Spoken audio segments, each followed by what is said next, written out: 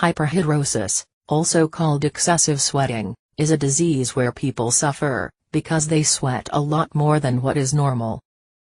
Even when there is no heat, the body continues to produce and emit sweat. This makes these people perspire a lot, even in situations when there is no reason to.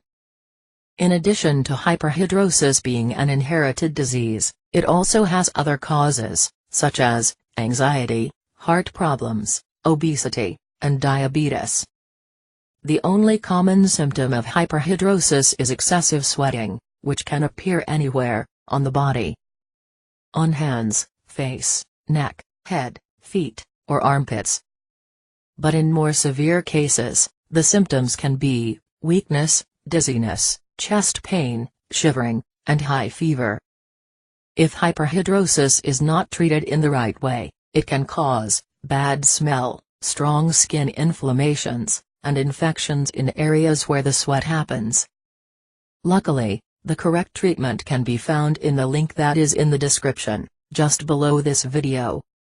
It will help you to solve your sweating problem, forever.